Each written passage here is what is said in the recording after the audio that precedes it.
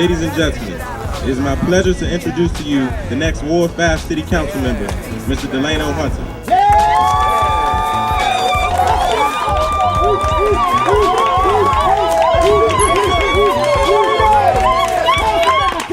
Good afternoon.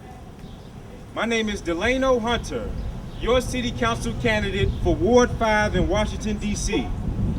I'm so grateful to have this opportunity to speak to you on today. I want to thank you for coming out and supporting my candidacy on this hot June day. First of all, let me tell you a little bit about myself. I am a proud product of D.C. public schools. I attended. That's right, baby. Public school work. Public school. I attended Ward 5 public schools from pre-K through 12th grade. I'm a proud Spingarn Green Wave alum. Ward 5, baby. And it is there that I was a member of the 3-time defending DCIAA basketball championship team.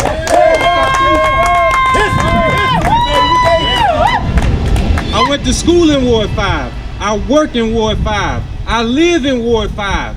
I am Ward 5.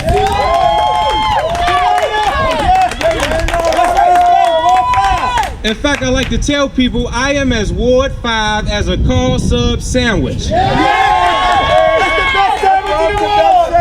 the best sandwich in the world, baby. My parents have been married for over 40 years and reside in the Gateway community.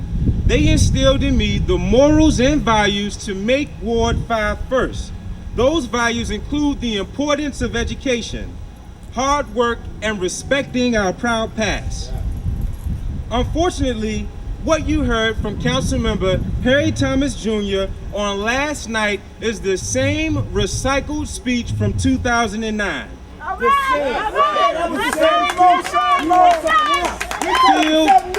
The same speech filled with broken promises as well as a lack of vision for Ward 5. Last night, the council member stated that constituent services are the embodiment of his administration. Lies. During his State of the Ward speech in 2009, he stated that he responded to 12,500 constituent service requests. Last night, he stated that he responded to 13,000. So that means from last year to last night, our council member only responded to 500 constituent service requests. That's a problem. That's a problem. This cannot be the standard for Ward 5. Not at all. It can't. Unacceptable. Now, but I don't want to dwell on what was wrong about the speech. I want to talk about the things that were not addressed in last night's State of the Ward. These are things in which our residents want answers to. Talk about it. Talk about it. What are we going to do about Ward 5 residents who want to work but cannot find jobs?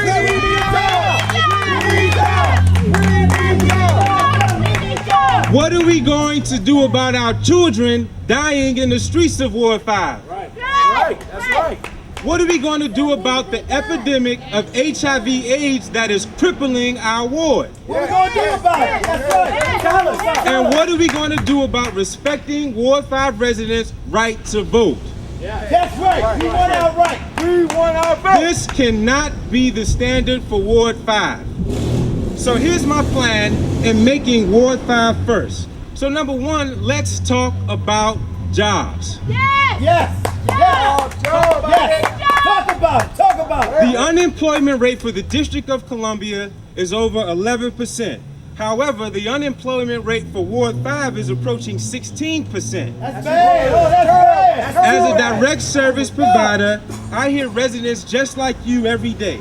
The residents see development in their communities. They see buildings going up, but our people are not working on these job sites. The workers are not from our community. They don't spend their money in Ward 5, and they're not investing in our communities. I don't know if you know this, but there is over $1 billion worth of development slated for Ward 5. That should, and I say should, lead to thousands of short-term and long-term jobs. We're talking about construction jobs. Yes. We're talking about retail jobs. Yes. We're talking about professional jobs. That's what we talking about. These are jobs that should be putting food on the table of Ward 5 residents. My baby's got to eat. That's right. My baby's got to eat. Simply stated, if you develop in Ward 5, you should hire from Ward 5.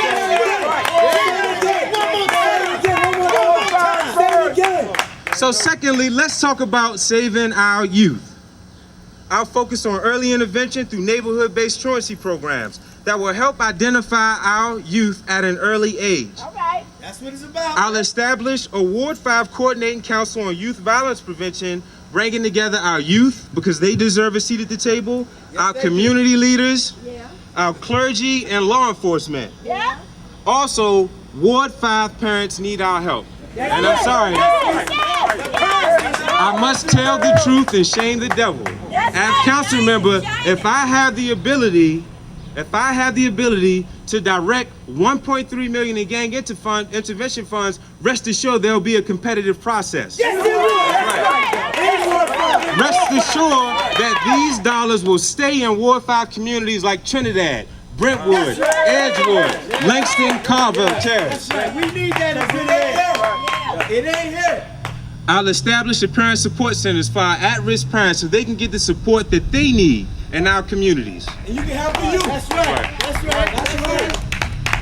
Third, and this is important, we have to stop treating HIV and AIDS as a secret within our ward. It's real. It's a real fact. What was most disappointing, with the 2.7% HIV/AIDS rate in Ward 5, we're at an epidemic level. It wasn't even addressed in the state of the ward. That's a shame. Because you ain't got no plan. We don't have a plan. As council member, I'll establish a one-stop center in Ward 5 whose mission will be to focus on abstinence, prevention, testing, and case management. This is what we need in Ward 5.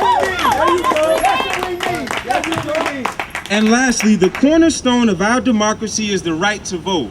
You see, Washington, D.C. is already a disenfranchised city. That's right. That's right. We should be looking for every opportunity to amplify the voice of Ward 5 residents. As council member, I will seek out, I'll listen All right. to your concerns as residents before making any legislative decision. Give us a voice. Give us a voice. That's what we want. The next 90 days are going to be tough, and they should be. Yes. But we're not afraid and we're not backing down. That's right. You tell them. We've been walking since November, talking to residents, feeling the pulse, feeling their voice, hearing what their concerns are and what they want in a council member. I've listened to your concerns, and together we're going to make Ward 5 first. Thank you, and God bless Ward 5.